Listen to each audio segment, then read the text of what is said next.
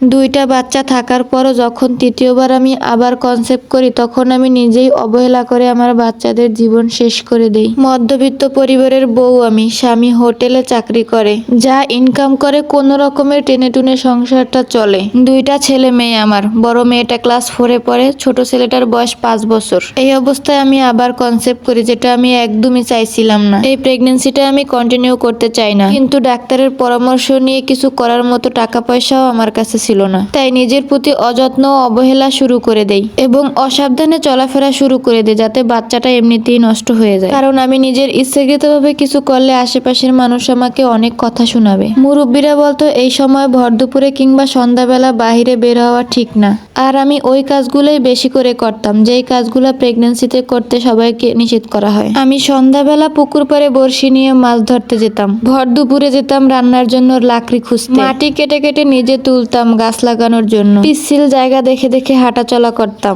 এক কথায় প্রেগনেন্সিতে যে কাজগুলো বেশি বিপজ্জনক, আমি সেই কাজগুলোই বেশি করে করতাম। আমি চাইতাম যাতে কোনো কিছু হয়ে আমার বাচ্চাটা নষ্ট হয়ে যায়, কিন্তু এতে যে আমি আমার নিজের জীবন বিপদের দিকে ঠেলে দিচ্ছি সেটা একবারও মাথায় ছিল না। সব সময় মাথায় ঘুরতো, এত অভাবের সংসারে আরেকটা বাচ্চা এলে কিভাবে মানুষ করব।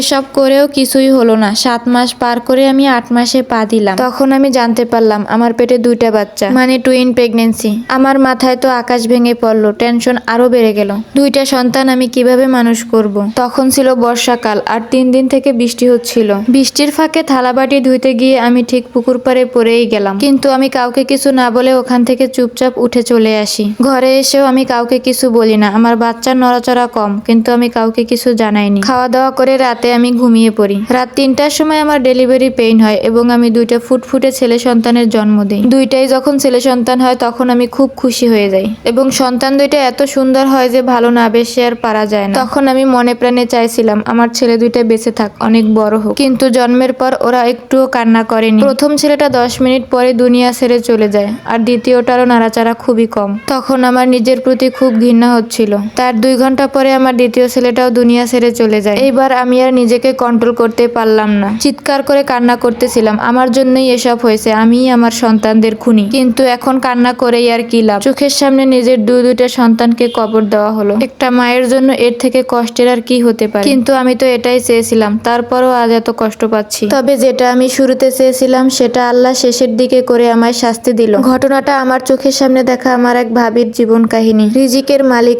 আল্লাহ। প্রত্যেকটা মানুষের রিজিক আল্লাহ নিজে ঠিক করে দেয়। আল্লাহ যাকে দুনিয়াতে পাঠায় তার রিজিকও সাথে সাথে দিয়ে দেয়। তাই আমাদের কারো এরকমের ভুল কখনোই করা উচিত না। কে বলতে পারে, হয়তো বাচ্চা দুইটা আসলে তাদের ইনকামের সোর্সও আরো বেড়ে যেত। কোনো না কোনো দিক থেকে আল্লাহ খাবার ব্যবস্থা করেই দিত। কিন্তু আজকে মায়ের কান্না করেও কোনো লাভ নেই। এসব ভুল থেকে আমাদের শিক্ষা নেওয়া উচিত। আজকে এই পর্যন্তই। ভিডিওটা ভালো লাগলে লাইক কমেন্ট শেয়ার করে সাথে থাকবেন। আর এরকমের শিক্ষণীয় ভিডিও আরো পেতে চাইলে কমেন্ট করে জানাবেন। চাইলে আপনার জীবনের কিছু শিক্ষণীয় কাহিনীও ইনবক্সে দিতে পারেন। নাম পরিচয় গোপন রেখেই মানুষের মাঝে তুলে ধরা হবে। ধন্যবাদ।